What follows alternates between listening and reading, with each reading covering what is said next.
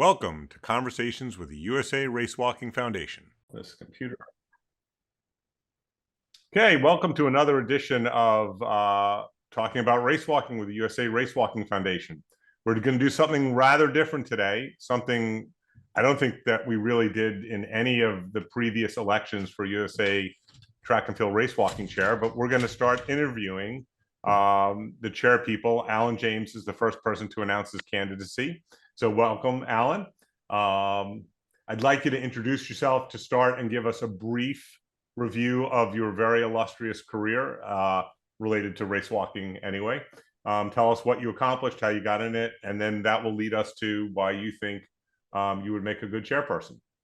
So the time is yours. Thanks, Jeff. My walking goes back a long, long way for me. I first started running track when I was 10 years old.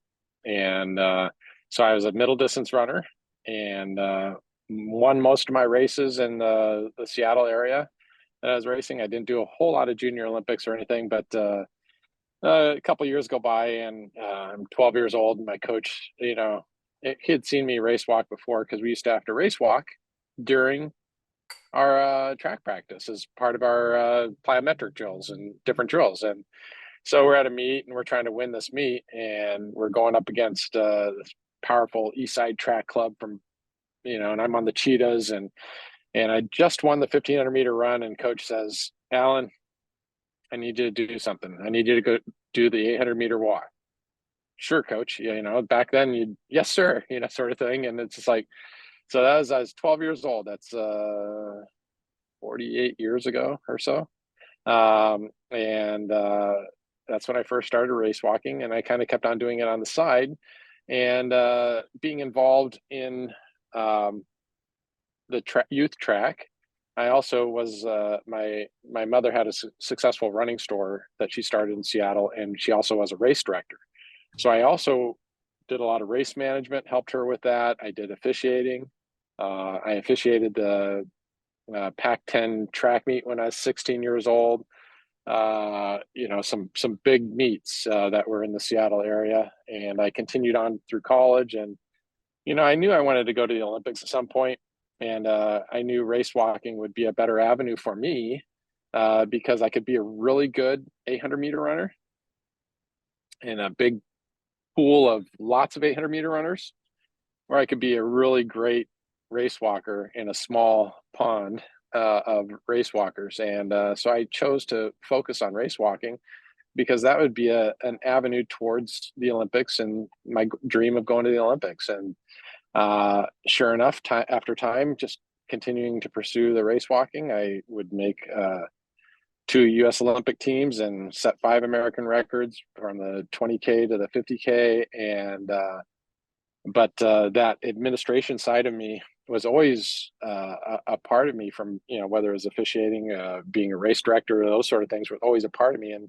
so as an athlete, I was got involved in USA Track and Field and quickly established myself as a leader in the Athletes Advisory Committee, got elected to the board of directors,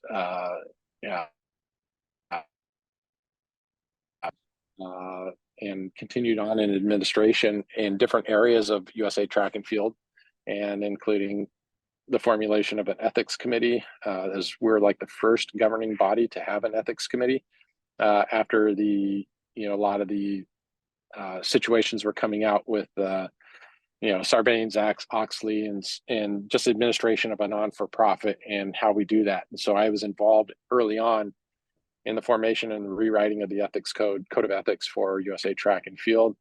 And so I, been able to have a lot of roles within USA Track and Field. This never really felt I had the time to be a race walk chair.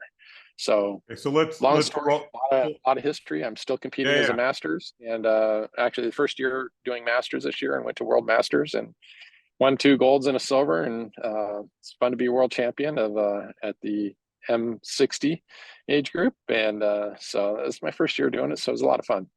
Great. All right, so let's go to what is really relevant. I've known you a very long time.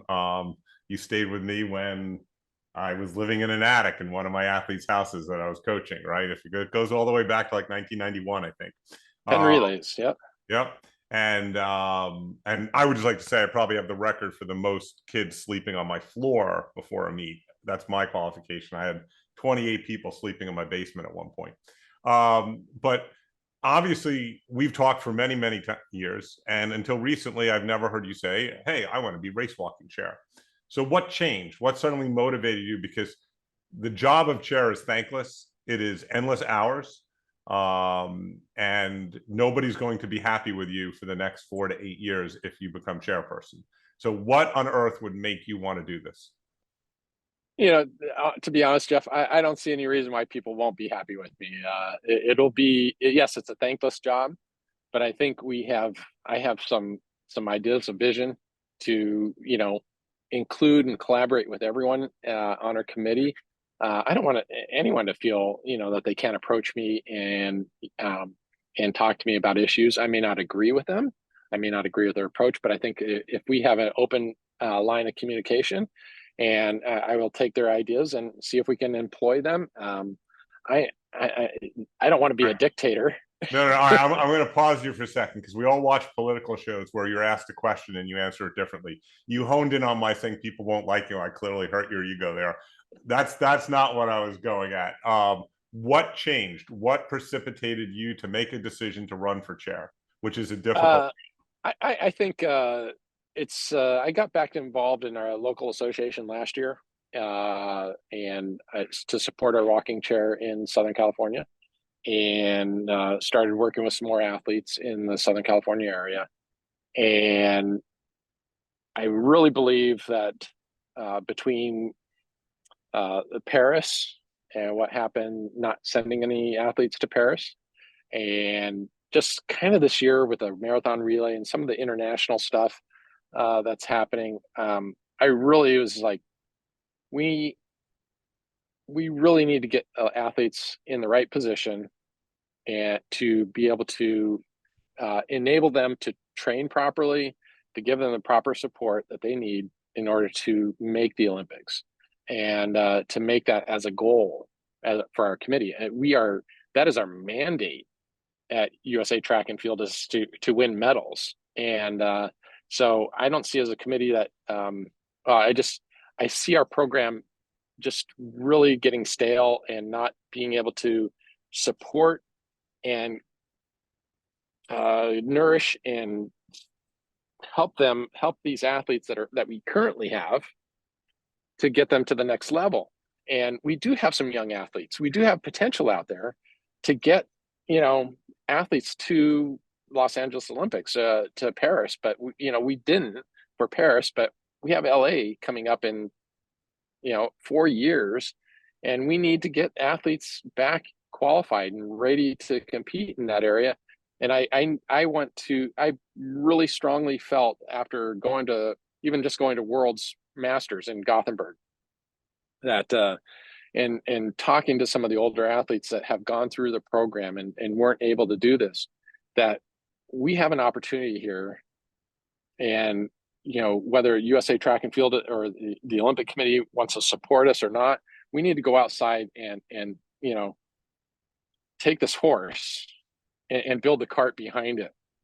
And that means, to me, getting the proper support for the athletes, whether it's from USA Track or going outside and getting alternative funding, because somehow we need to be able to support that. And we have the tools, we have the equipment in place to do this. We just need to enable that. And that takes a little bit of cash, a little funding for that. And so I think bringing together some of the people that I want to bring together and bring back into the committee, I believe we can do that. And I think it can happen quickly. Okay, so let's say you brought in someone magical who brought in money, and I know who you have in mind, so I'm not going to mention names, but you bring someone in, they fundraise, they get you cash. All right. Mm-hmm. So how would you spend that cash to grow our program, to increase our likelihood of making the Olympics? Well, first of all, we need to. I believe we have to go back to the center of excellence kind of scenario. When I was an athlete, I saw an opportunity to, I saw two opportunities. A couple things happen. First of all, we lost Colorado Springs as an Olympic training center. So when I was coming out of college, I had no place to go to be a part of a cadre, a group of athletes training together. And so I took opportunity after Barcelona to go to Australia and visit Australian Institute of Sport and stay there for 6 weeks and train with the world's best. And at that moment, I said, we need to do this.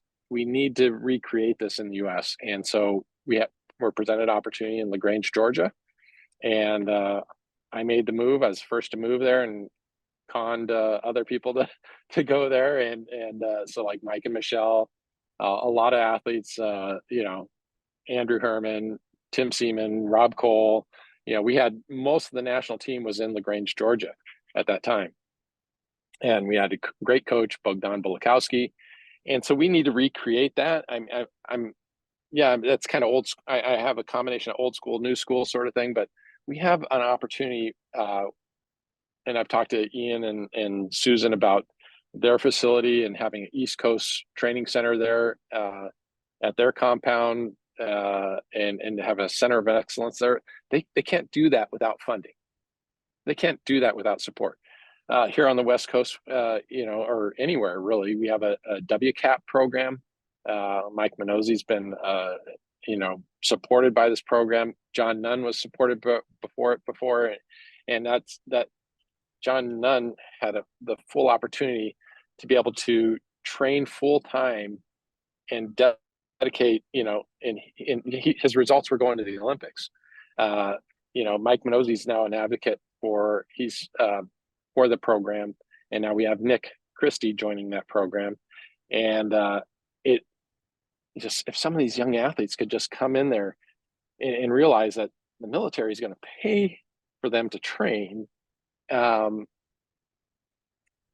it's a win-win for everyone. And if we can get them out, whether it's here in Los Angeles at the El Segundo LA Air Force Base near LAX, beautiful places to train right here in the South Bay of LA,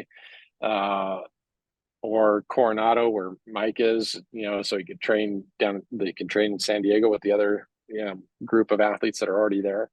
We have some young guys, 22, 23 years old that, hey, what do you want to do?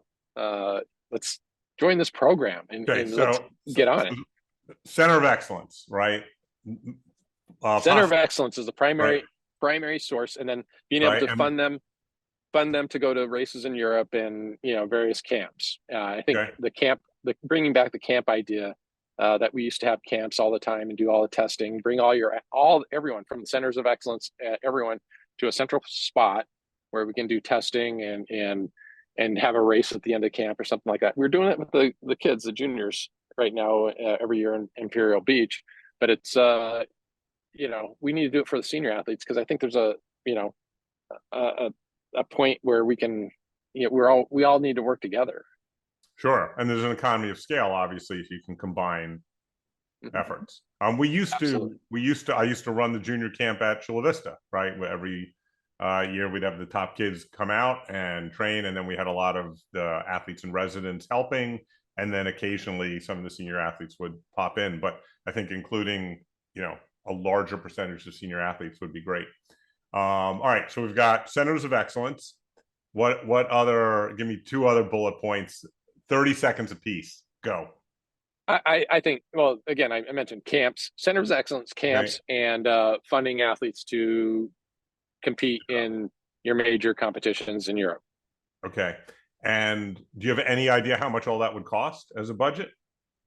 At this point, I don't have those numbers, Jeff. Okay. All right. I told you I was going to punch at you. That's okay. Yeah. That's all right. I just launched this a week ago. Did you sleep last night? Come on. You're not going to sleep once you're chairman. All right. Why do you think? All right. So there's kind of two schools of thought if you're going to be a chairperson, right? You either came up as an elite athlete, or you came up as a worker who has tirelessly worked at every level. You're somewhere in between, right? Because you've done a lot of work, but let's face it, your cachet is that you were a two-time Olympian. and now a world champion in Masters. What is your biggest strength that you would bring to the table as a chairperson? I really believe that my biggest strength is that one, the priority is focusing on the elite athletes, right? So that's the mandate. That's the mission that we're given from USA Track and Field. So we need to follow that. But all of us are valued within that system. I mean, all of us are so important, from officials to lap counters. I mean, it's a part of, as officials, from youth committee people to masters people. We all work together, and I think if we can all come together and be a part of this something greater, which is to push the athletes up, we don't have to worry about our personal pats on the backs or whatever. I think we're going to do that. But let's focus on this core objective, of getting the elite athletes there, and then building around that the service to be able to make everyone feel welcome and part of this, because let's face it, I mean, we do have one mission, but having been the guy running times up, to the stat guy up in the booth, to being an official on the track as a field marshal, and seeing all the officiating and everything you need to do, all the components, the administration of what we need to do. And I've been in the back room, boardrooms and such, and I see the little politics. What we do as ourselves is we got to let go of that. I have to let go of that. I claim that whatever self-ambition I had, I need to set aside for that greater purpose, which is helping our athletes achieve their goal. And we need to recruit. We need to do a bunch of different things as part of that, but that there's only really one purpose for us to be at this meeting, at the annual meeting, and that is to get our athletes qualified for the LA 28 games. Yeah, so it's interesting. There's multiple goals, obviously, right? And years ago, Tim, I forgot what he coined it, Tim Seaman. Basically, the idea was, whether it was 2012, 2016, 2020, we have these conversations over and over again, but fielding a full squad of athletes to the Olympics, right? So, and we're not even talking about that anymore, right? We're talking about fielding athletes to the Olympics. So that should tell you that we've taken a step backward. Now, the world has sort of taken a step forward, and I'm not going to get into all of why that has happened, but, a lot of things have changed that has made it more difficult for American walkers. But so minimally, fielding elite walkers at the Olympics is an absolute goal. And, it's an old cliche, the rising tide raises all boats, right? We're not going to get there without raising the tide for everybody. So we need more youth, we need more intermediate, we need more elite, and we need to get there. So I'm going to close and just give you an open 2 minutes of what is it you want to say to people? Why should they vote for you at this point, other than what you've already said? And then we'll wrap up. All right. Well, thanks, Jeff. I appreciate you taking time to, interview me and just talk about a few issues in a short little window. There's a lot of things that we can cover. And we could spend hours talking about this. I've already talked hours with someone else that wants to support my candidacy and so forth. And it's we have a lot of ideas, and everyone wants to get their ideas in there. And so I just want to be able to take a lot of these, gel them, make sure that we all are on the same page of trying to get all those athletes to the Olympics. I mean, in 1995, I was the only male athlete in either event to qualify for the World Championships, and we're basically, I mean, that was a kind of a down year for us, but we did rebound a little bit in '96, but and then of course, with the Chula Vista opportunities, we had the most walkers that we've had at the Olympics for a while. But we just need to come together, work together as a committee. And the thing that core to me is, one, communicating, being able to take care of that. I love, being able to make sure everyone knows what's happening, because there's nothing I'm going to do inside of a box. It's going to be a transparency, So let me pause you. I'm gonna go back on my word, and I'm gonna interrupt you because I know you wrote up your formal announcement, and so there was one piece that you put in there that you just alluded to that I think is worth highlighting. How, like, formal methods of communication, what steps do you plan to take so that the person doesn't go, well, I don't have Facebook, or I don't have this, and I didn't hear about this? Because you certainly hear from people that, oh, I was out of the loop, right? So give us the Alan James plan for improving communication, and we'll end on that note as something tangible. Well, I believe there's, in communication, establish a website, at least a web page of some sort, that for our committee, and for people to be able to access, whether they're in our committee or not, if they're in our community, and they can see what's happening there and all the context that you need. A bi-monthly newsletter. So whether it's that PDF or whatever it is, it's sent out via email, and then it's also posted on the web page, so people can see, what's happening in our community. And it reminds me a lot of, the newsletter reminds me a lot of what Elaine Ward may have done back in the day with her newsletter. Has, a little thing from her, a little thing about this and that. No, you have to do it on a typewriter, old school, like Ohio Race Walking.